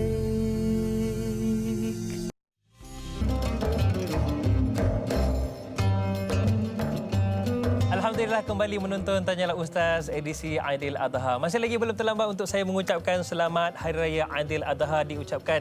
Dan insya-Allah mudah-mudahan Aidil Adha kali ini walaupun kita masih lagi perlu mematuhi operasi standard, pematuhan operasi standard, kita masih lagi ada kemeriahan di Aidil Adha kali ini. Cumanya hari ini Tanyalah Ustaz, kita bawakan topik perbincangan kita tertangguhnya haji. Dan bukan saya seorang, di mana di studio kita bersama juga dengan yang berbahagia Datuk Ustaz Kazim Ilyas Al-Hafiz dan juga yang berbahagia Profesor Muhammad Kamil Ibrahim. Seorang orang kampung saya, Datuk. Yang seorang lagi dekan pernah tempat saya belajar dulu, Fakulti Sains Sukan. Jadi elok benar Datuk. Baiklah, mungkin kita nak tanyakan soalan dululah yang berbahagia Datuk. Ya. Saya terfikir soalan ini dari tadi. Yang mana sebenarnya tertangguhnya haji ini dia akan menimbulkan tanggapan-tanggapan negatif kepada mereka yang tak berilmu, ya Prof, ya. Jadi bagaimana? Ilmu itu sebenarnya adalah penyuluh dalam kegelapan. Ya. Kalau beribadat tanpa ilmu seolah-olah memandu kereta tanpa ada lampu. Ya. Apa yang Datuk boleh kongsikan? Ya, setiap satu benda berlaku macam-macam polemik akan berlaku. Macam-macam tanggapan akan macam-macam. Orang yang berilmu daripada sudut dia berilmu, dia akan bercakap. Orang yang tak berilmu kok suka dia lah. Sebab itu sidang penonton yang saya hormati, ambil daripada sudut ilmiah. Ya, dan sebaik-baik yang memberikan ilmu itu bukankah Al-Quran? Betul. Bukankah hadis mengajarkan kepada kita? Kadang-kadang kita tak ada rujuk kepada Al-Quran dan hadis. Jadi ini yang jadi payah. Sebab tu ada orang yang bila dia tak rujuk pada Quran dan hadis, dia tak boleh buat macam ini, dia akan buat macam ini. Dia buat alternatif dia sendiri. Sebab tu kita tak heran ada orang yang buat, kata dah susah sangat nak pergi Mekah, kita buat Kaabah sendiri. Berapa banyak yang buat ibadat dia. Allahuakbar. Buat ibadat umrah Kaabah dia sendiri. Ikut akal sendiri. Itu yang timbulnya ajaran sesat tu. Kalau dia rasa macam ni, kita buat ni tak payah semayang, kata dia. Allah. Semayang saja, pakai niat saja dan sebagainya. Ini cakapan daripada orang yang tak ada ilmu. Dan kalau kita pergi ikut juga, apa nak jadi? Fas'alu ala zikri ta'ala. In kuntum la ta'lamun. Kita takut tuan-tuan, bila berlaku satu-satu benda, orang akan ambil kesempatan. Misalnya pada bulan Ramadan yang lepas, misalnya ada orang datang jumpa pada saya, dia kata, Ustaz, makcik dah buat keluar semua duit-duit makcik semua dah. Makcik dah tak nak dah Ustaz, makcik sini dah. Kenapa makcik? Dah nak kiamat Ustaz tak tahu ke? Bila masa nak kiamat makcik? Dia kata, ini bulan Ramadan ni kan 15 Ramadan kan jatuh pada hari Jumaat. Ya betul, pernah tular. Saya kata, ada hadis ke makcik? Ustaz kami yang cakap. Makcik dah jual semua dah Ustaz. Kata dia, makcik dah buat stor belakang rumah. Stor apa pula? Stor makanan. Kalau Dajjal datang, ke Imam Mahdi datang, Dukhan datang, dah ada stok makanan dah. Saya cakap, Kak, yang Nabi suruh buat persiapan iman, bukan persiapan mi segera, Kak. Jadi inilah bandingannya, tuan-tuan. Kalau kita buat sesuatu benda, kita hadapi COVID ni tanpa ada ilmu misalnya, tertangguhnya haji ini tanpa ada ilmu, dia akan jadi macam-macam benda. Sebab itulah perlunya ada huraian ilmu. Mudah-mudahan dapat membendung benda-benda yang pelik ni. Itu sangat pentingnya ilmu, Datuk, ya. Kalau tidak, merata, meraban lah, ya. Itu orang Perak faham lah tu. Baik, Datuk dan juga Prof, kita nak bawakan soalan ini juga daripada sahabat kita, penonton setia kita, Nur Dahlia Biru di Facebook ni. Katanya, Assalamualaikum Datuk, Profesor Da'i dan semua kru yang bertugas. Waalaikumsalam. Disebabkan tertangguhnya haji tahun ini, apakah ibadah lain yang boleh kita semua amalkan, terutamanya para jemaah haji, agar ganjaran pahalanya sama dengan ibadah mengerjakan fardu haji ke Mekah? Dah tak dapat pergi, apa gantinya, ya? Adakah jemaah haji hanya mendapat pahala atas niat haji mereka yang tertangguh itu? Silakan Prof. Allahu Akbar. Kalau bercakap tentang pahala ni memang tak habis lah. Tapi kita buat sesuatu itu bukanlah kerana pahala. Bukan tapi kerana pahala tu dah ada. Betul. Memang Allah cerita, Rasulullah cerita, kita buat sesuatu dapat benda ni. Baik, kita pergi yang paling tinggi sekali lah dalam konteks ini. Haji yang mabrur tidak ada balasan melainkan syurga. Itulah dia ganjaran dia. Balasan syurga, tak pergi haji pun boleh. Buatlah semua benda tu. Buat yang baik, tinggalkan yang tak baik. Saya pun mudahkan. Tetapi orang pergi haji, apa lagi ganjaran yang Allah bagi? Terhapus dosa. Masya Allah, siapa kita semalam puasa hari Arafah. Puasa hari Arafah kalau tak silap saya, dia punya fadilatnya tahun lepas dosa terhapus, tahun ni habis, tahun depan pun habis. Ramai orang buat tu. Sekarang dah ramai dah. Ya. Kan orang dah ada kesedaran, ada ilmu Ada tadi ilmu, lah. ya. Dulu mana ada, saya pun tak buat dulu. Tak peduli pun. Ketika kita tak berilmu. Tetapi kita belajar dan kita amalkan apa yang patut kita buat. Sekarang saya beritahu. Puasa contohnya. Puasa sunat yang paling disukai oleh Allah SWT, apa dia? Puasa Nabi Daud. Amalan puasa Nabi Daud. Ya. Apa dia? Selang sehari. Berapa ramai orang buat? Tak mampu. Kita kata tak mampu tengok. Ustaz dah beritahu kata tak mampu siang-siang lagi. Itulah. Tak, kalau kita faham, kita buatlah. Pasal apa bukan susah sangat? Ya. Kenapa tak susah? Sebab kita Ramadan boleh sebulan. Pasal apa tak boleh selang sehari lepas tu? Kalau kita fikir macam tu. Ya. Tapi tak buat pun tak apa. Pasal dia bukan wajib. Buat Isnin Khamis. Ya. Jangan tak buat. Jadi apa yang berlaku sebenarnya, tertangguhnya haji tadi, Allah yang paling saya rasa paling besar sekali untuk kita merenung diri kita. Baik. Ya Allah, aku dah siap dah semua dah. Duit dah ada, dah diberi surat tapi tak dapat pergi. Ya. Dia nak kita lebih dekat kepada dia. Cantik. Okey. Itu yang penting. Cantik. Maksudnya ada hikmah di sebalik itu, Prof. Ya? Cumanya mungkin para penonton, sebenarnya kita berada di blok yang terakhir kerana kita akan tamat lebih kurang jam 8.15 pagi ini. Dan di sini saya nak bawakan satu soalan ini buat Datuk jawabnya. Yang mana kita nak positifkan keadaan. Rasulullah SAW pernah berpesan bagaimana jika kita di dalam satu tempat ada ta'un ataupun ada wabak di satu tempat itu, jangan kita masuk. Yang berada di dalam jangan keluar. Maksudnya perintah kawalan pergerakan itu telah wujud dan telah wujud dalam Islam dan telah diamalkan. Jadi ini menunjukkan bahawasanya ada ikhtiar sebagai umat Islam untuk walaupun nak mengamalkan sesuatu, nak beribadat, mendekatkan diri kepada Allah, akan tetapi ada ikhtiar yang kita perlu utamakan. Apa komen Datuk? Baik, tadi saya dah sebut dah, bila berlaku sesuatu isu, polemik dan sebagainya, kita mesti ikut penyelesaian yang dibawa oleh Al-Quran dan hadis. Betul. Fa in tanaza'tum fi syai' farudduhu ila Allah war Rasul. Dalam menghadapi pandemik COVID ini, ada tak penyelesaian yang dibawa oleh Nabi Muhammad sallallahu alaihi wasallam? Itulah penyelesaian dia. Itulah penyelesaian dia. Yang ni jangan masuk tempat itu, yang ni jangan masuk tempat. Jangan campur tempat ni. Benda bukan dah diajar benda itu. Maknanya kalau ada orang cakap tak boleh pergi buat haji, ni apa benda? Bukankah itu juga ada sandaran dia? Jadi buat apa kita nak marah? Betul. Buat apa kita nak frust sangat, nak kecewa sangat kan? Yang kedua, ni perangai orang kita. Perangai orang kita. Ni dia duduk di talam hidangan. Ikan goreng ada, gulai ada, sayur ada. Apa benda perangai orang kita? Ikan masin tak ada ke? 5 lauk ada, kau suka tanya benda yang tak ada. Itu boleh tanya sampai belacan. Kan? Dia suka tanya benda yang tak ada. Itu perangai orang kita. Dia masuk dalam kedai tu, dia pergi tanya kat kedai tu, buku Profesor Kamil ada tak? Yang kau pergi masuk restoran, kau pergi tanya buku, mana nak ada? Contohnya, perangai orang kita ni, dia suka tanya benda yang dia tak nampak. Sedangkan benda yang depan mata dia kau boleh ambil. Begitulah dalam bab haji. Dia duk bising, tak boleh buat haji, tak boleh buat haji. Berapa banyak amalan lain yang kau boleh buat, kenapa kau tak buat?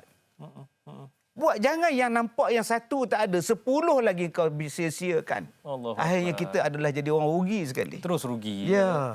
Baik, kesimpulan ringkas. Tajuk kita hari ini tertangguhnya haji. Cepat betul masa berlalu ya, Prof dan juga Datuk ya. Mungkin kita bagi seminit lah Prof.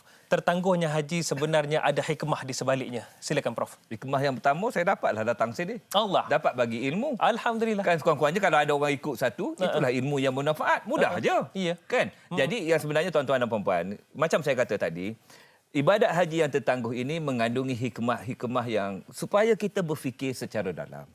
Dan supaya kita lebih dekat dengan Allah SWT.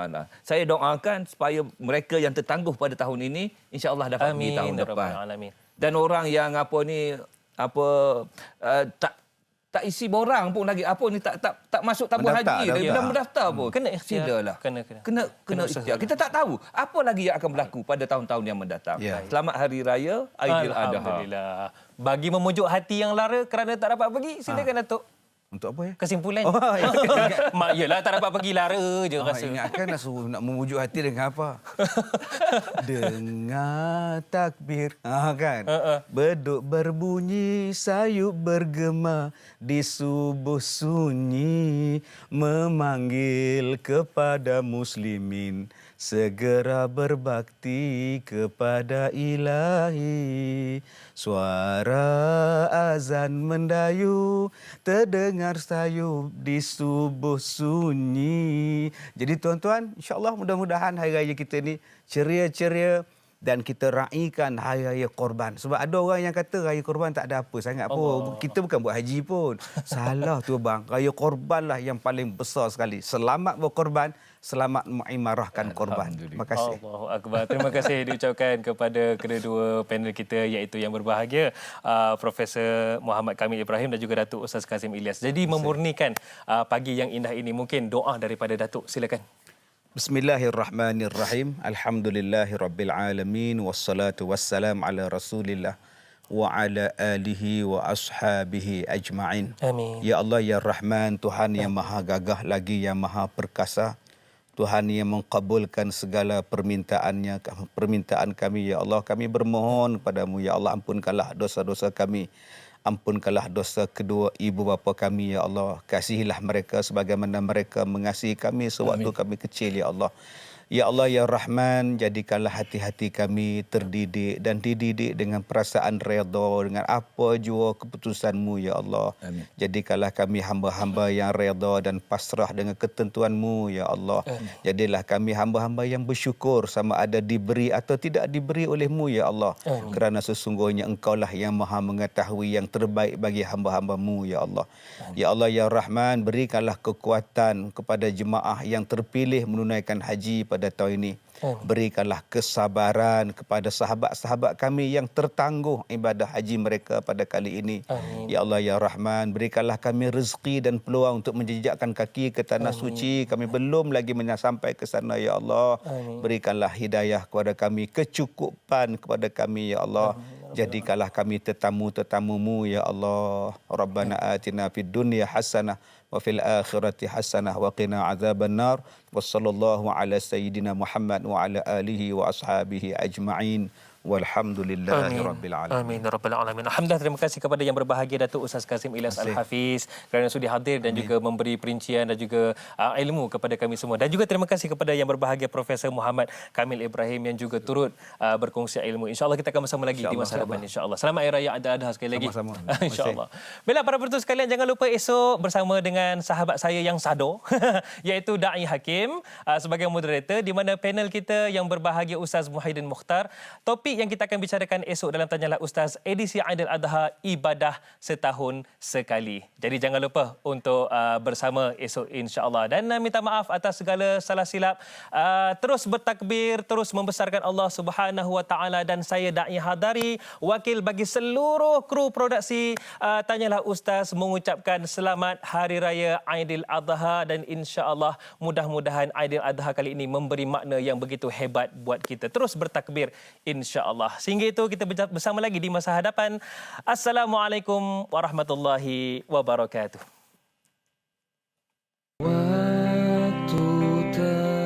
Pertemuan kita adalah tulisan takdir yang terindah untuk sama-sama kita hargai. Datang dan pergi adalah lumrah alam. Perpisahan bukan untuk ditangisi, bukan juga akhir cerita kita. Mungkin ada yang bisa hidup tanpa kekasih, tetapi tidak mudah untuk hidup tanpa sahabat. Terima kasih untuk segala memori yang telah tercipta. Selamat meneruskan perjuangan dakwah yang Allah redha. Cerita tentang aku dan dia, dan kita bersama saat dulu kala. Ada cerita tentang masa yang indah saat